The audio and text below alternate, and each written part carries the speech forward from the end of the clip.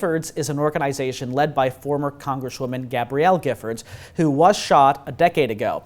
The organization states that it's a leader in the movement to end gun violence in America. I spoke with two women who are part of Giffords. It's Florida Director Samantha Barrios and former Florida Congresswoman Debbie Mucarsel-Powell, about the Buffalo shooting and violence against minority races and religions in the country. Here's part one of the interview. We saw what happened in El Paso a couple of years ago, where there was a manifesto written. It was a hate crime against Latinos. What we're seeing again in Buffalo is another massacre fueled by hate and really incited by this white supremacy idea that anyone who's different needs to be taken care of. This shooting in Buffalo happened in a community that's predominantly Black. It happened in a supermarket, which is one of the only places where families can go shopping for groceries for their families. This individual drove for hours with an intent to kill Black Americans in a Black community. And I have to say that as a Latina who has suffered the devastating effects of gun violence, I lost my father to gun violence when I was 24 years old. And I've been working on this issue for many years. It's one of the reasons why I went to Congress. My family's life was never the same.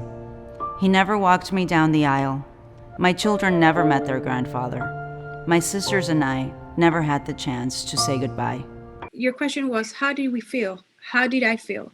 I feel sad, but at the same time, I also felt courage to keep fighting for what is right. And if that doesn't, move our heart, and that doesn't make us go out and do what is right, nothing will.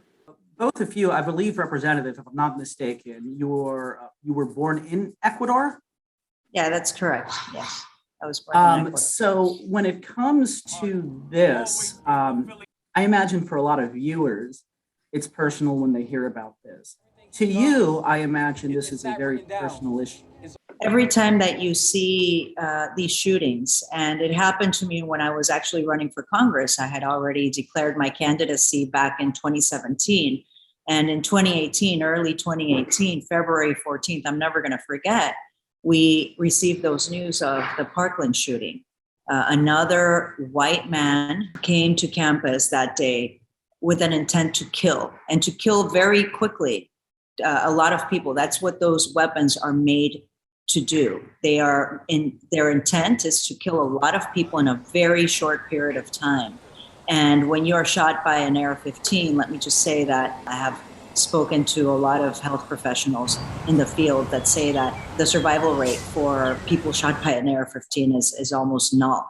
And so when I saw that shooting, it really struck a chord. It was very, very personal for me. I was reminded of the trauma that I felt when I got the call that my father had been shot and killed. It's a trauma that never leaves you. And in that same regard, these communities, the parents, the loved ones, family, members of that community are left with trauma. They're left behind with no resources really to survive such a trauma. This shooting in Buffalo happened in a community that's